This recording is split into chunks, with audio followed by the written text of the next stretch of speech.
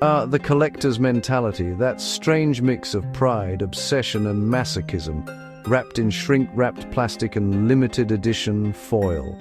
I actually saw a comment the other day and thought it's an interesting question. You know who you are. Asking why it is that we'll rebuy the same thing over and over again. And honestly, it's a fair question. Why do we keep throwing money at the same stories, the same covers, the same newly remastered editions? I've got a few theories about that. And as a lifelong collector myself, I've had plenty of time and dwindling shelf space to think about it. Collecting starts as a passion, a simple love for a show, a film, a series, a world we want to hold on to. But somewhere along the line, it mutates. It becomes about completion, preservation, and, if we're being honest, the fear of missing out. The collector's mindset isn't far from addiction. You tell yourself this will be the last version, the definitive edition, the one to end them all. Then another comes along and you find yourself right back where you started, wallet open and common sense long gone. Welcome to the Snake Pit, where we're full of bile and venom. I'm your host, Snake Daemon, and today we're going to take a deep dive into the psychology of collecting. Why we do it, why we can't stop, and why companies like the British brainwashing cult know exactly how to exploit it. The psychology of collecting is a fascinating, if slightly unnerving field. It's not just about owning stuff, it's about identity, memory, and control. Collecting gives order to chaos. It creates meaning through curation. Whether you're chasing rare coins, vinyl, or Doctor Who box sets, there's something deeply personal about it. Studies suggest that up to 40% of households engage in some form of collecting, with motivations spanning consumerism, nostalgia, neurobiology, and even mild obsessive-compulsive behavior. In short, collecting scratches an itch buried deep in the human brain. It's both comforting and maddening, a hobby that can easily blur into obsession. Now, why bring this up in a Doctor Who video? Simple, few fandoms embody this mentality quite like ours. I've been collecting Doctor Who practically my whole life. I started with Pyramids of Mars when my stepdad bought me it the day it was released, October 7th, 1985. I was 3. And if any franchise exemplifies the endless upgrade cycle, it's this one. There's the obvious motivation, preservation. We know the BBC didn't exactly have the best record there, wiping tapes like they were clearing out a hard drive. Collectors, in many ways, saved the show's legacy, recording, archiving, preserving what the corporation so carelessly tossed away. Hell, I'm still trying to track down that The Aliens Are Coming mockumentary with Jonathan Ross that preceded a summer of sci-fi on UK TV, the one that kicked off with Buck Rogers.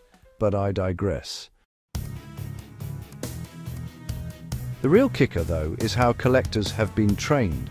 From the beginning, we were conditioned to chase formats, to believe that each iteration was the final form, the ultimate way to experience our favorite stories. First came Betamax, scarce releases, and one infamous blunder, Revenge of the Cybermen with the Earthshock artwork, now widely collectible and expensive. Then VHS took over, but before we could finish the run, along came Laserdisc, the future of home entertainment that fizzled out before it really began. DVDs arrived next, and for a while they felt like the endgame. But then we discovered disc rot. Suddenly, those once perfect collections were deteriorating, forcing replacements. And then Blu-ray appeared, the supposed definitive format, sharper, richer, restored, until of course they started using AI upscaling that removed the very texture of the original episodes. Each new release came with a hook, newly restored, extended cut, exclusive interviews, original VHS version included, and we, the faithful, took the bait every single time. The logic is simple. What if this version has something the others don't? For example, the Silver Nemesis extended cut, only available in full on VHS for years, while the DVD offered fragments. Now the Blu-ray includes both, plus the original behind-the-scenes featurette. It's the same story told 3 times, and yet each version feels like a relic of its own era, worth having just to see how the series evolved.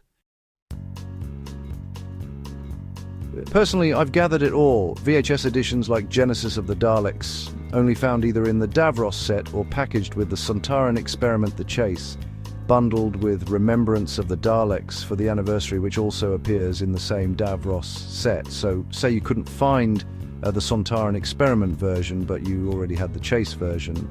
Revelation has yet to be released. You buy the Davros set, which later releases Revelation with Planet of the Daleks, and you still need to find the Sontaran Experiment. This is how the VHS were, so you buy them all. I've tracked down most of the Laserdiscs and every Target novelization. From the early pen art covers to the modern, fully illustrated reissues, I've even tracked down the German and Japanese releases with unique artwork. And then, well, there are the hard covers. Then you've got the audio adaptations.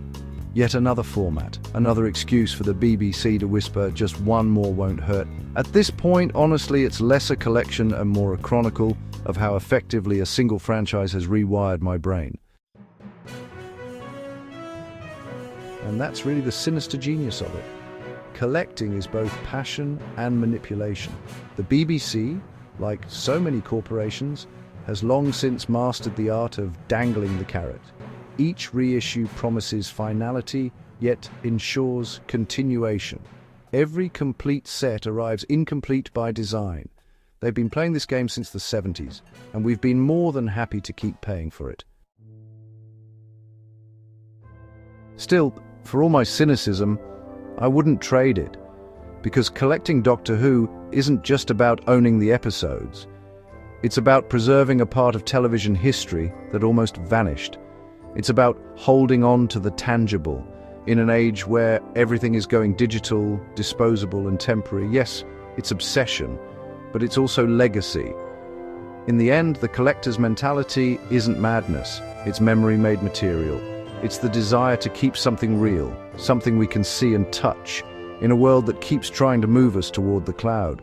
We're archivists, curators, and yes, sometimes suckers, but without us, half of TV history would have been lost to time. And honestly, if that means owning 6 versions of the Talons of Weng-Chiang, then so be it. Thanks for dropping by the Snake Pit, where we thrive on untapped potential and lost opportunities. Don't forget to subscribe and hit that bell, like the video, and leave your opinions in the comments, where naturally I won't read them. Until next time, stay venomous.